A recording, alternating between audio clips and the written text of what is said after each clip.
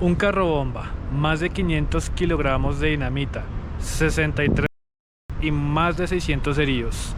Lo que pueden ver atrás de mí fue donde sucedió aquella cosa que te voy a contar. Transcurría el año de 1989 en Colombia, en la ciudad de Bogotá, y se vivía uno de los momentos más violentos contra la guerra del narcotráfico, contra el cartel de Medellín, a cabeza de Pablo Escobar y de Gonzalo Rodríguez Gacha.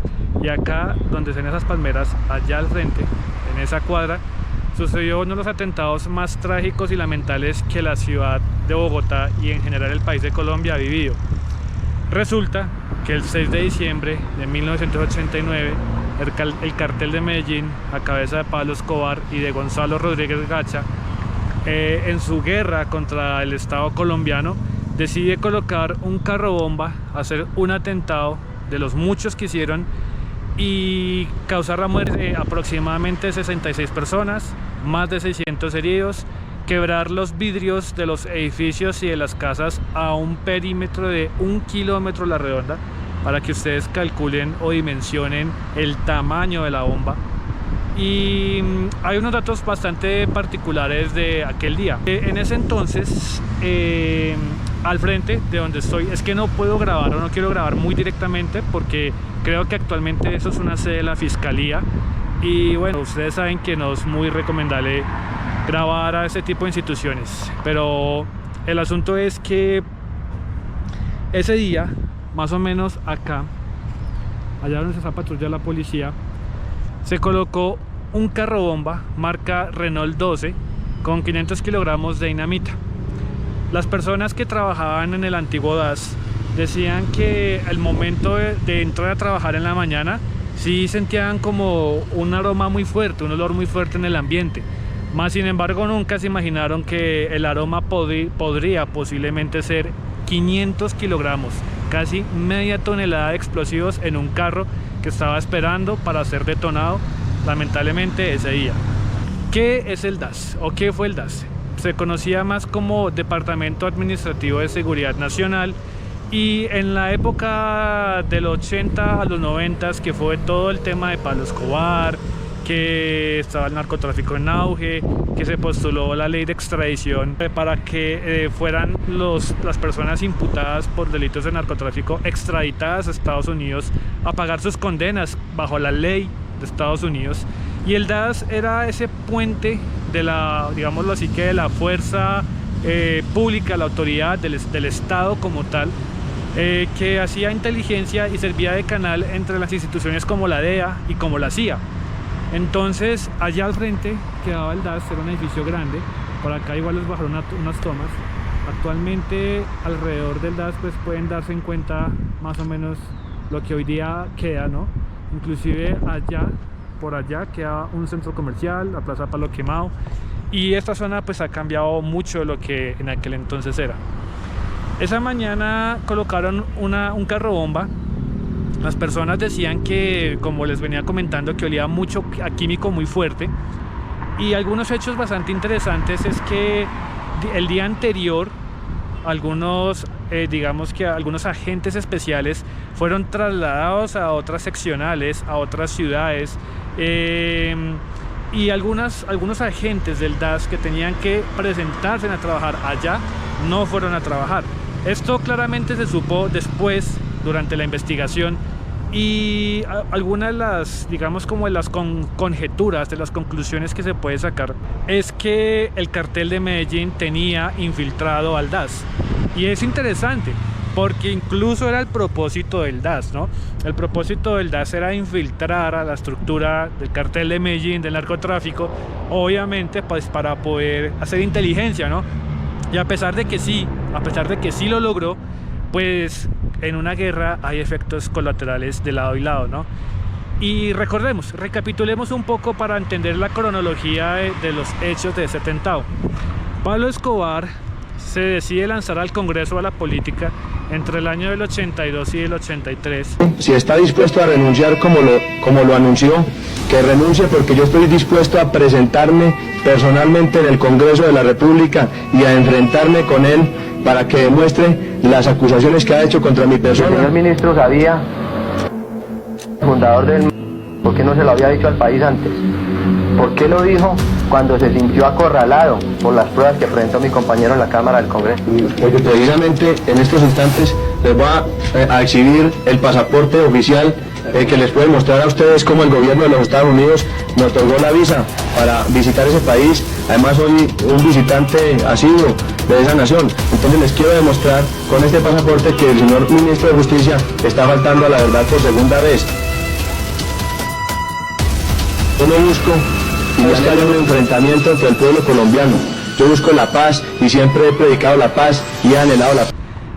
No culminó el 83 cuando él mismo salió pues del Congreso, porque tenía investigaciones por sus actividades evidentemente, y uno de los hechos que hizo que lo empezaran a investigar era que un congresista se dio cuenta de que él había estado preso por un delito de hurto que ni siquiera tenía que ver con narcotráfico, o sea, Pablo Escobar.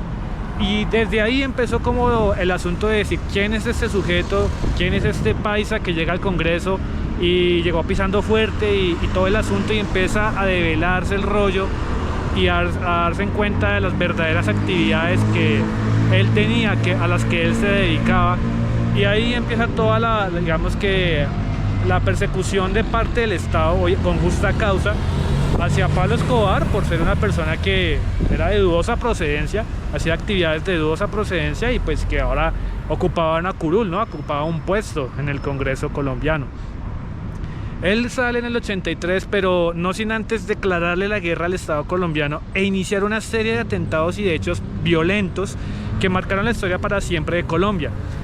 Entre los hechos violentos podemos ver el que sucedió aquí en el DAS, en el extinto DAS, y fue un atentado, creo que puedo decir que uno de los últimos atentados que él cometió, porque cuando salió en el 83, a pesar de que esto es una opinión personal, no hay digamos como alguna fuente que sea confirmable de esto, pero hay un rumor, y pues cuando el río suena piedras lleva, que dice que la toma del Palacio de Justicia, que fue otro atentado que perpetuó, digamos que esto fue el M-19, que era digamos como una guerrilla en aquel entonces, pero hay rumores que dicen que esta guerrilla recibió dineros de parte del cartel de Medellín, de Pablo Escobar, porque tenía puntualmente un interés, y recordemos eso que es muy importante, y era el tema de la extradición. Él quería que con la toma del Palacio de Justicia, al financiar la toma del Palacio de Justicia Pablo Escobar, lo que él pretendía era que fueran quemados o fueran desaparecidos todos esos documentos, todos esos archivos que lo incriminaban o lo vinculaban con una posible, con el narcotráfico y con una posibilidad latente de ser extraditado, ¿no? Todo lo que hizo siempre fue eso. Y recordemos un lema muy famoso que él tenía, y es que prefiero una tumba en Colombia a una cárcel en el extranjero.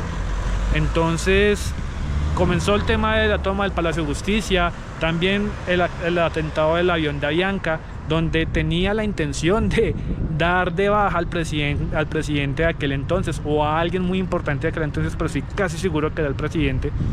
Y uno de los últimos atentados pues fue el del DAS, el carro bomba del DAS.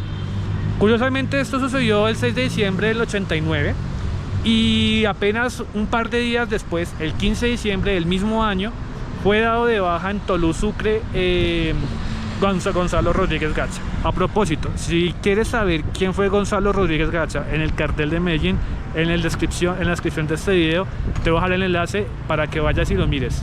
Retomando, cuando Pablo Escobar decía hacer este atentado, a los pocos días Gonzalo Rodríguez Gacha es dado de baja, y como bien saben, digamos que la parte de los atentados o ese modus operandi de atentados realmente se adquirió en el cartel de Medellín, sí, porque Pablo Escobar era muy violento, sí, porque era un líder nato del fundador del cartel, pero también porque Gonzalo Rodríguez Gacha era una persona que tenía en la cabeza un raye, y era un raye militar, y era una persona bastante guerrerista, y él fue incluso el que empezó a inculcar ese tipo de atentados.